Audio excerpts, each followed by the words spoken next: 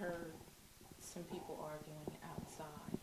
So I moved to this window. And my son, again, he likes to be seen and heard. So I heard him arguing with someone. The argument occurred two doors down at his cousin's grandmother's house. Now, this is a place where my son frequents every day. Before I come home and, come in the house, I stop there because I know that's where my son is. He's sitting on the porch with his cousin and their friends. They're hanging out. It's the summertime. So there's an argument with the grandmother's son and another one of the grandmother's grandchildren that they want my son to move from the step.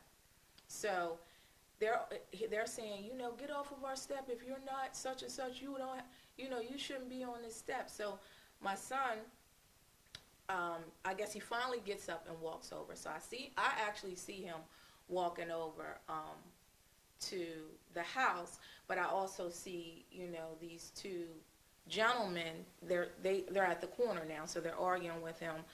Stay over there, stay off of our effing, my mom's effing porch or something like this. So I say to my son, come on in here, right? So, that he's still walking and talking and arguing, and I heard him try the door. So the door was locked. He usually keeps his key around his neck. So I came over and I unlocked the door, but I didn't open it. Before he came across the street, I guess they tried to fight him. So I heard him say, he said to the dad, because this was a father and son team, he said to the dad, oh, you tried to mace me, but that's all right. You tried to mace me. So then he said to the son, oh, and you tried to sneak me. That's all right. You got that. You tried to sneak me. You got that. And that's when the son said, are you threatening me? I come over, and again, when he was trying the door, I unlocked the door.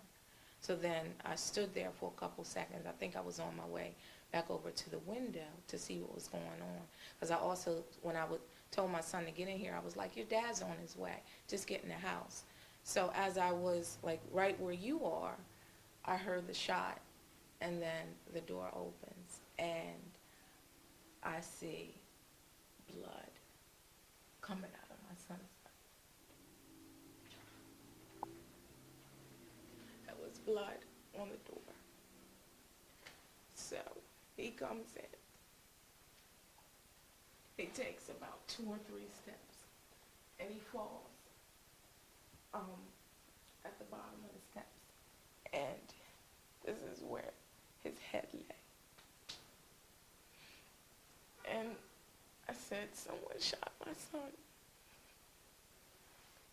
And then I called 911. I had a new iPhone. Couldn't even get the stupid thing to work. And I called 911. By this time, people are coming up and seeing it.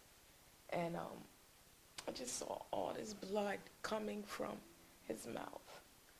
He got shot in his back, but it pierced the main artery.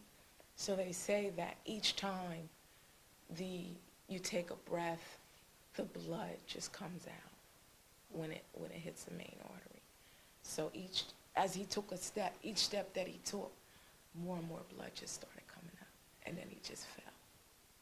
So I called 911, and then I started reciting what we call, what we call the Kalima to Shahada, which is that there is no God but God, and that Muhammad of 1400 years ago was his prophet. So, because as Muslims, we believe that when the angel of death comes, it is important that you are reminded of these things. So I started that, and I waited for the ambulance to come. Now, at least 10, 15 cops came, but the ambulance were the last to arrive. As I reflected on it, the immediate days that followed, in being here when he died, it was a blessing. Because, again, I was able to be there when he was born, and I was there when he died. He was a mama's boy, so, at least he had that comfort in, you know, crossing over to the next stage.